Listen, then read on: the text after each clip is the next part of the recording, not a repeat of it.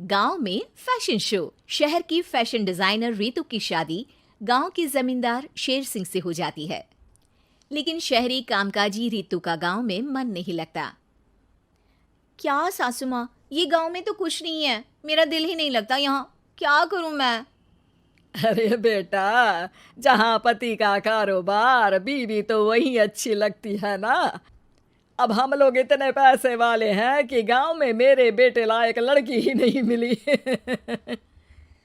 अरे माँ, मैं तो ये बोल रही हूँ कि क्या करूं जिससे मेरा थोड़ा दिल लगे। अरे बेटा, मैं भी शहर की थी। यहाँ आकर मैंने गांव में स्कूल खोल लिया।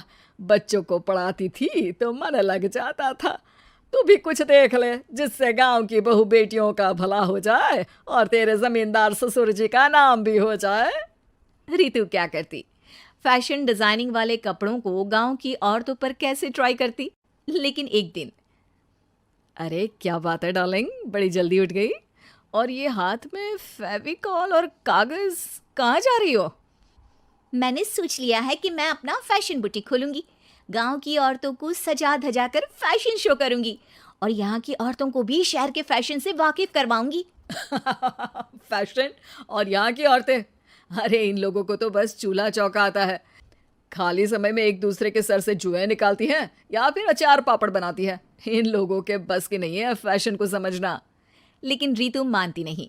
वो पूरे गांव में पोस्टर चिपका देती है कि किसी को भी नए डिजाइन के कपड़े पहनने का शौक है तो जल्दी जमींदार की बहू से मिले। लेकिन रितु की दुकान में 2 दिनों तक तो कोई आता ही नहीं। पर एक दिन, अरे कमला, क्या हुआ, क्या देख रही हो?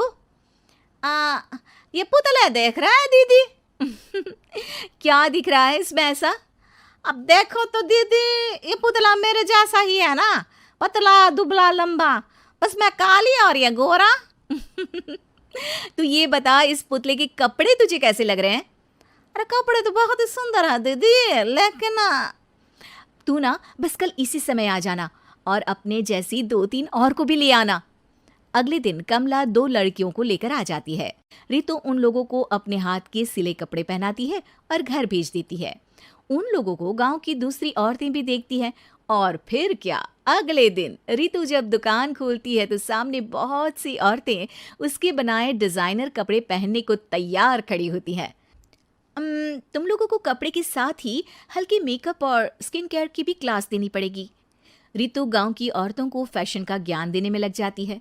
एक दिन रितु का पति कहता है, अरे रितु, तुम्हारी फोटो पेपर में आई है। क्यों भाई, ऐसा क्या कर दिया मैंने, क्या लिखा है? अरे लिखा है गांव में होगा अब फैशन वीक।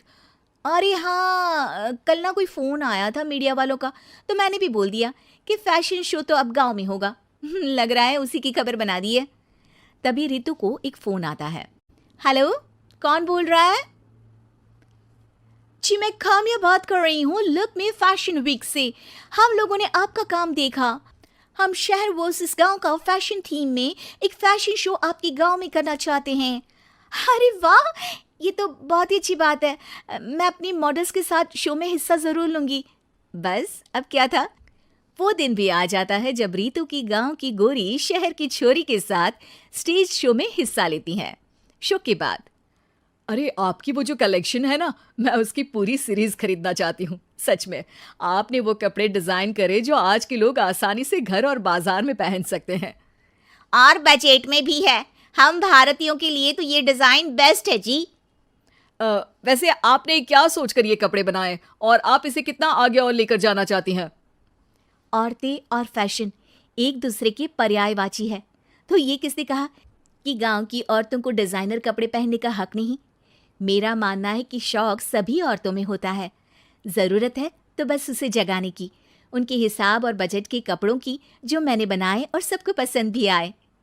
अब रितु का गांव हर जगह प्रसिद्ध है, ना सिर्फ रितु के लिए बल्कि वहाँ की औरतों की फैशन के लिए भी।